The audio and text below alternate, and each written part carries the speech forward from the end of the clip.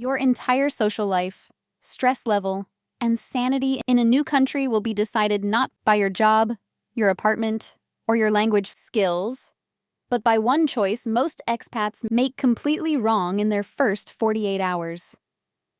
Let me ask you something right now. Have you ever stood in front of a subway map written in a language you do not speak, with a line of frustrated commuters building up behind you, and felt completely invisible? That moment right there is your initiation. Every expat goes through it. And today, we are going to make sure you come out the other side actually knowing what you are doing. Here is what we are covering: public transportation versus driving abroad, how to handle international license conversions, and the psychological game behind choosing the right option for your specific situation. Stay with me because the decision you make about transportation will quietly shape your social life, your stress levels, and honestly, your entire experience of living in a new country. Let us start with public transportation, because for most people arriving in a new country, this is the immediate reality. Trains, buses, subways, trams. Depending on where you have landed, the system might be incredibly sophisticated or wildly chaotic. Cities like Tokyo, Berlin, Singapore, and Seoul have public transit systems that will genuinely change how you think about getting around. They are on time, affordable, and connect basically everything worth connecting. The learning curve, though, is real.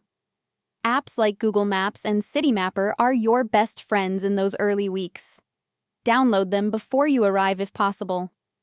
Most modern transit systems have official apps too, and many now offer English language options.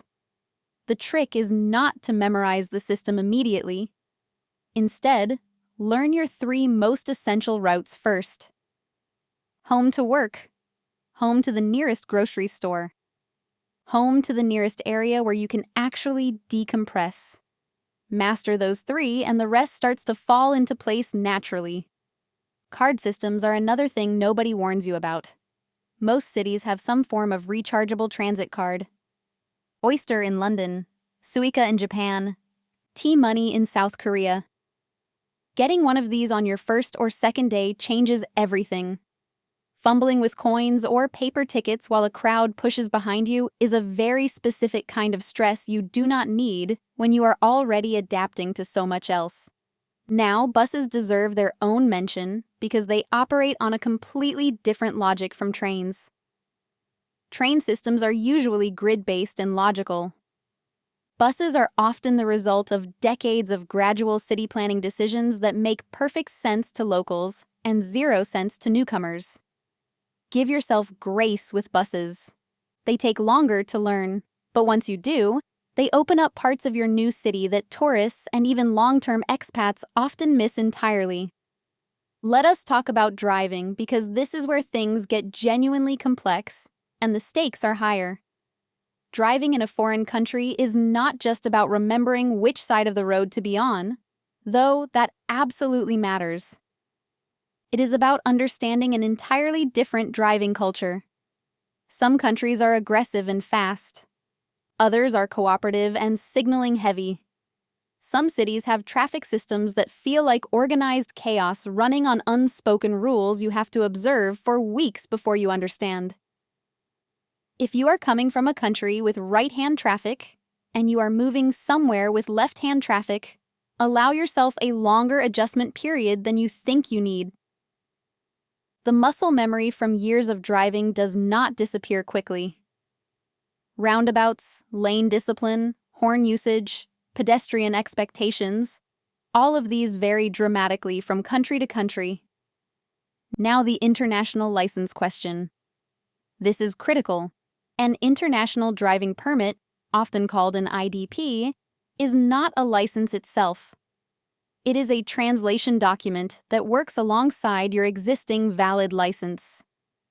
Most countries allow you to drive on your home license plus an IDP for a period ranging from a few weeks to a year. After that, many countries require you to either convert your license or pass a local driving test. The conversion process depends entirely on bilateral agreements between countries. Some nations have reciprocal arrangements, meaning your license converts with minimal testing. Others require you to start the process nearly from scratch, including written exams and road tests. Do your research specifically for your origin country and your destination country. Do not assume the process is simple because someone told you it was easy for them. Their situation may have been completely different. There is also a practical financial calculation worth making here. Monthly transit passes in many cities cost the equivalent of what you might spend on 2 or 3 tanks of gas. Add insurance, parking, maintenance, and the stress of urban driving, and suddenly the train starts looking very attractive. However, if you are living in a rural or suburban area with limited transit connections, a car is not a luxury. It is a necessity. Here is the deeper truth about this whole transportation decision. It is not actually about trains versus cars. It is about understanding how you want to experience your new life. Public transit puts you in contact with your city and its people in a way driving never does. You observe daily rhythms. You hear the language around you constantly. You become part of the flow.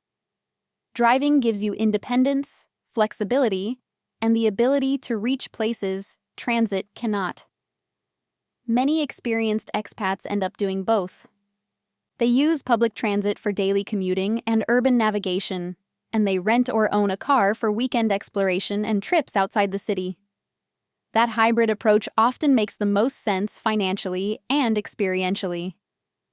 Whatever you choose, give yourself permission to be a beginner. You are going to take the wrong train. You are going to make an unexpected U-turn into a one-way street. You are going to stand at a bus stop wondering if you missed it, or it just has not come yet. All of that is part of the process. Every person who now navigates their adopted country with ease went through exactly what you are going through right now. The system that feels impossible today becomes second nature faster than you expect. Trust that.